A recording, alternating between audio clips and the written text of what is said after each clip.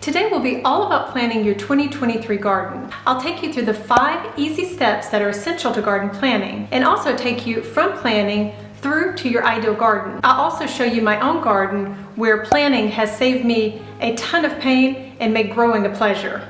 It's cold out, but it's a beautiful sunny day, so let's go outside. Hi, I'm Valerie, and welcome back to Now Gardening. As you can see behind me, my house is built on a huge hill or slope. So when I wanted to make a garden, I first had to figure out how to do it, and that meant planning. Lots of it. And although I didn't know it at the time, that planning has turned out to be probably the best thing that I've ever done in gardening. So let's go out to my garden and I'll show you the first essential step in garden planning, which is choosing the location. Location really is everything, and by that I mean the sun, which is why I'm having to hide out under this tree because my garden gets full sun. And you might have heard that full sun means 6 hours a day, but most vegetables actually need at least 8 in order to thrive.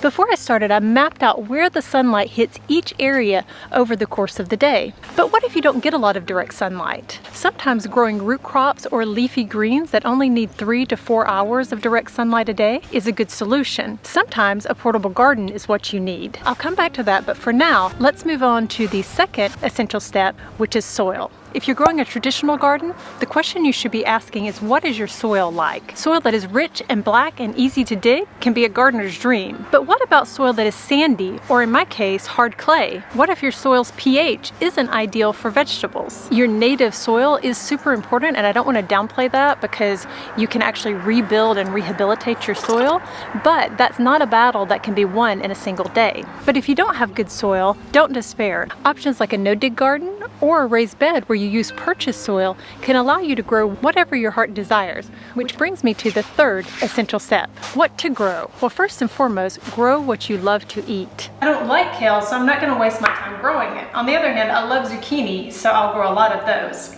Aside from growing what you love, my advice is this. Consider your gardening level. If you're a first-year gardener and you love broccoli, which is a prima donna of vegetables, then grow a few of them, but also grow some easy wins. I think it's important for new gardeners to build confidence by growing some easier crops like lettuces and herbs and beans, in addition to trying out some of those more temperamental crops like broccoli or tomatoes.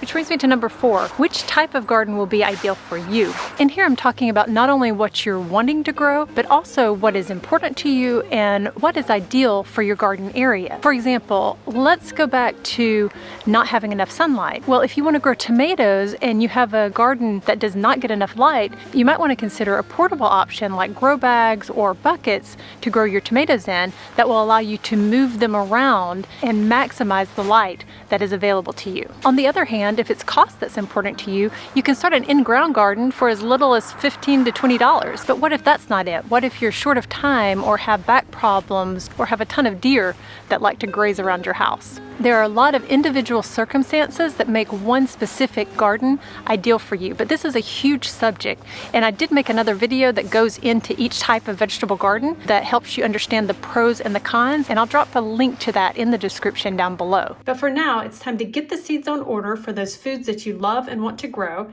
and it's time to order the supplies needed for that ideal garden bed that you've chosen. And that's number 5, folks. Have a wonderful week planning.